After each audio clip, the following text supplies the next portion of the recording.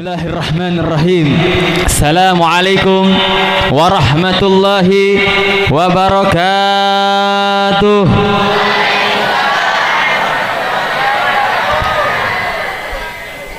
Alhamdulillah, alhamdulillahi dzil jalali wa syari'il harami wal halali. Summa salatullahi ma salami ala nabiyil mustafa tihami Muhammadil hadi minad dalali wa afdali sahbi wa khairi ali. Rabbi syrah li sadri wa yassir li amri wahlul uqdatan min lisani yafqahul qawli, amma ba'd. Yang saya cintai, yang saya muliakan, wabil khusus sahibul bait DKI Masjid, dan juga yang saya cintai, yang saya muliakan, para habaib, para ahlul bait, dan juga kepada para alim ulama, para asyatid, para kiai, wabil khusus kepada seluruh jamaah, bapak-bapak, ibu-ibu, pemuda-pemudi umat Sayyidina Muhammad sallallahu alaihi wasallam.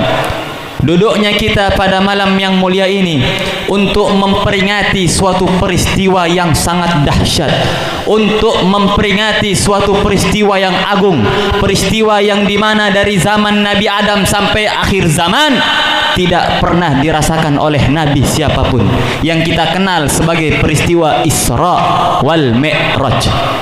Saudara-saudara, hadirin hadirat yang dirahmati oleh Allah, Isra itu di mana Allah menjalankan Sayyidina Muhammad sallallahu alaihi wasallam dari Mekah ke Palestina.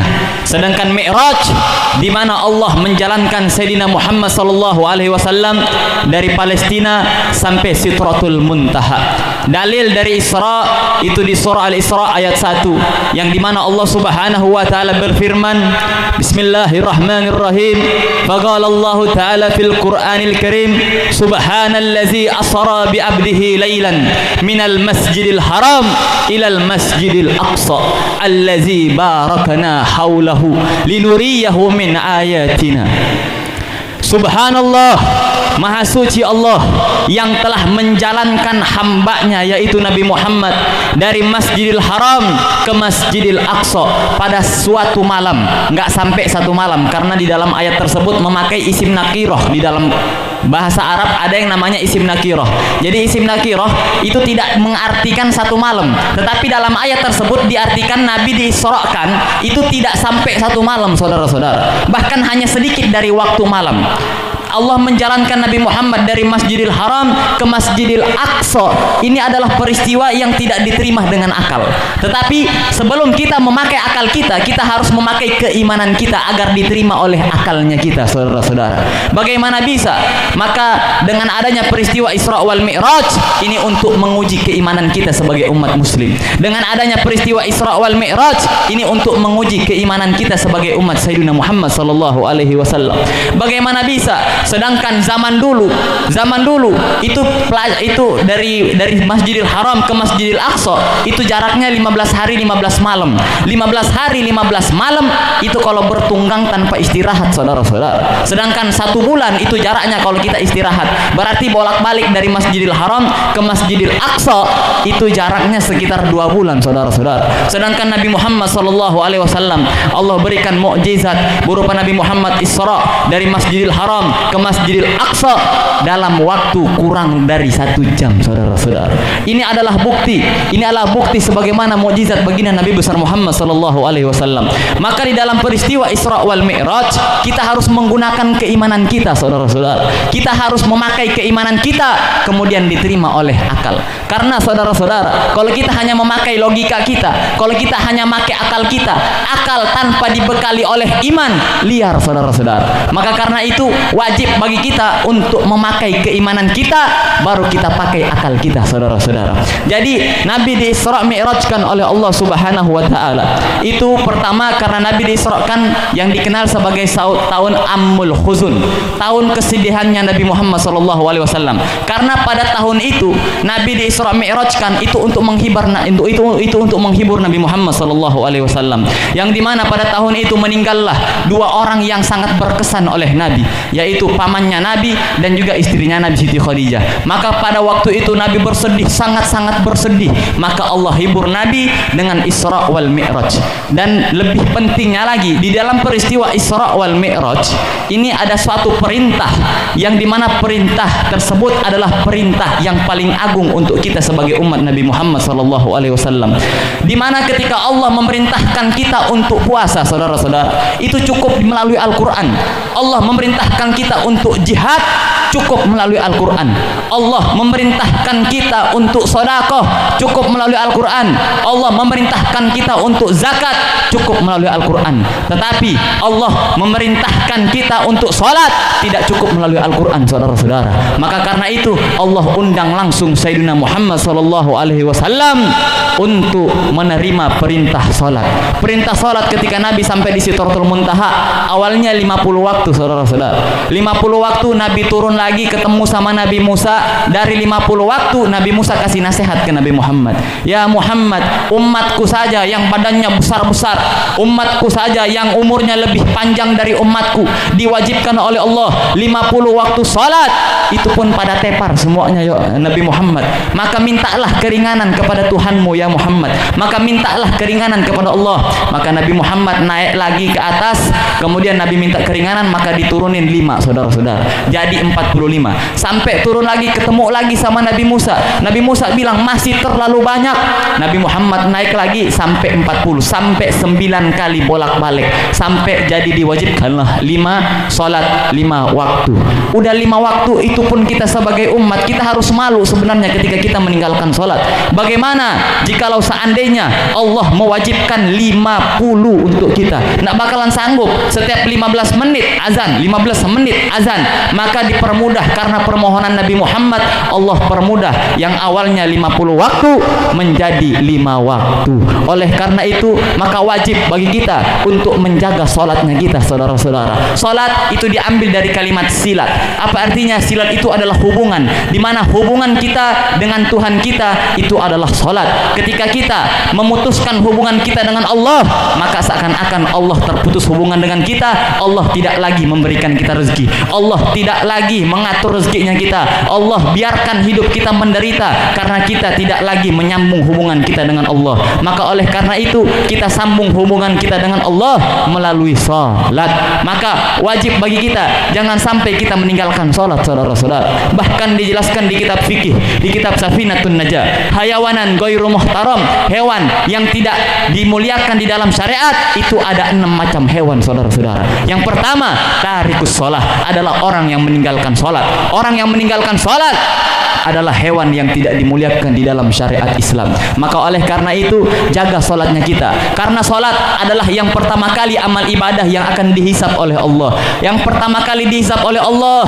bukan sedekahnya kita, bukan zakatnya kita, bukan puasanya kita, bukan kebaikan kita, tetapi yang pertama kali akan dihisap oleh Allah itu adalah salatnya kita. Jikalau salatnya kita baik, maka amal ibadahnya kita seterusnya baik. Jika salatnya kita rusak, maka amal ibadah kita seterusnya rusak, saudara-saudara. Maka oleh karena itu wajibkan bagi kita untuk sholat 5 waktu berjamaah. Karena sholat hukumnya fardu ain, maka wajibkan bagi kita untuk berjamaah. Jangan kita jadikan masjid-masjid kita sebagai kuburan, saudara-saudara. Sebagaimana di dalam hadis Nabi SAW telah bersabda, la taj'alu masajidakum kuburan. Janganlah kalian jadikan masjid-masjid kalian sebagai kuburan-kuburan kalian. Maksudnya janganlah kalian jadikan masjid kalian sepi sebagaimana kuburan. Maka oleh karena itu janganlah kita sholat munfarid, sholat sendirian, tetapi sholatlah kita secara berjamaah. Karena Nabi tidak pernah meninggalkan sholat jamaah. Maka oleh karena itu wajibkanlah untuk kita sholat di masjid, sholat 5 waktu. Jangan kita jadikan masjid kita sebagai kuburan kita, yakni sunyi, tidak ada sama sekali orang. Coba berapa banyak zaman sekarang masjid mewah, tetapi yang sholat jamaah mungkin hanya 5 orang. Masjid besar besar, tetapi yang sholat mungkin hanya 20 orang. Berapa banyak bahkan mereka tidak sholat lagi, mereka tinggalkan sholat mereka, mereka dahulukan dagangan mereka, mereka dahulukan dunia mereka, mereka dahulukan urusan perut mereka.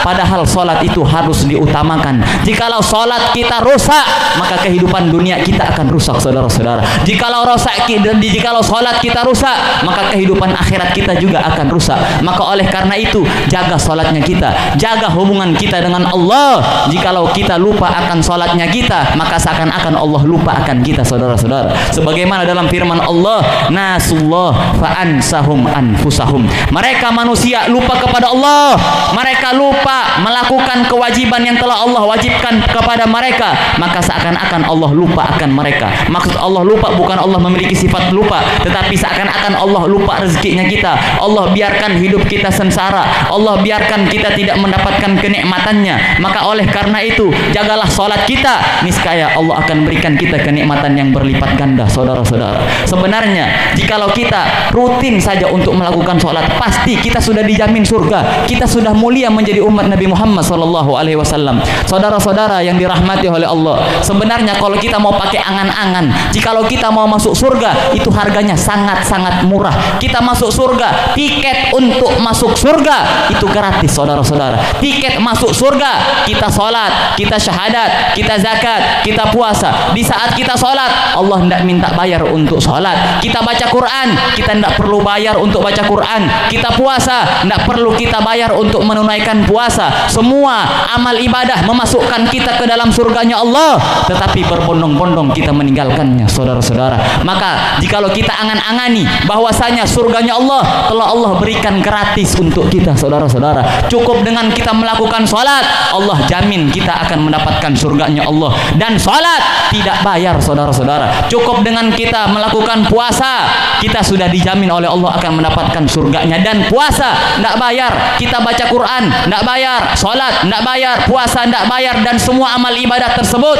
akan memasukkan kita ke dalam surganya Allah. Lantas kita berbondong-bondong meninggalkannya. Na'udzuh min dzalik. Jikalau begitu juga neraka, saudara-saudara. Neraka sebenarnya harganya mahal, harganya mahal. Tiket untuk masuk neraka kita harus bermaksiat dulu, sedangkan maksiat bayarnya mahal. Khamr, kita mau mabok harus bayar, mau zina bayar, mau ganja bayar, semuanya bayar. Maksiat bayar, saudara-saudara. Tetapi kita berbondong-bondong masuk di dalam nerakanya Allah. Padahal nerakanya Allah, jikalau kita angan-angani, itu harganya mahal. Tiket untuk masuk di dalam nerakanya Allah mahal. Kita harus bermaksiat, harus mabok, harus zina, dan segala macam maksiatnya. Sebenarnya neraka itu mahal, tetapi kita berbondong-bondong masuk di dalam nerakanya Allah. Na'udzubillah min dzalik. Dan begitu pula surga harganya murah, tetapi kita berbondong-bondong jauh dari surganya Allah. Na'udzubillah min dzalik. Jadi inti dari hikmah dari Isra wal Mi'raj, di mana Nabi Isra Mi'rajkan Nabi, di mana Allah Isra Mi'rajkan Nabi Muhammad sallallahu alaihi wasallam, itu untuk diperintahkan salat wajib 5 waktu. Maka jangan sampai kita sebagai umat Nabi Muhammad meninggalkan salat 5 waktu, karena salat hukumnya fardu ain. Salat hukumnya wajib perorangan. Jangan sampai kita meninggalkan salatnya kita. Jikalau salat kita tinggalkan, maka seluruh amal ibadah mungkin juga kita akan tinggalkan. Jikalau salat kita baik, niscaya kehidupan dunia kita juga akan baik. Jikalau sholat kita rusak, maka amal ibadah kita juga akan rusak.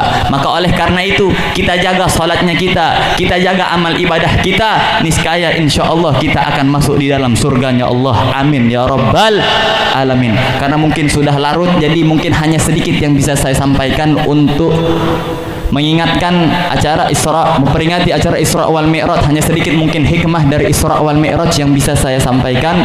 Hanya sedikit, insyaallah bisa menambahkan keberkahan di dalam dunia dan akhirat kita. Amin ya rabbal alamin. Wabillahi taufiq wal hidayah. Assalamualaikum warahmatullahi wabarakatuh.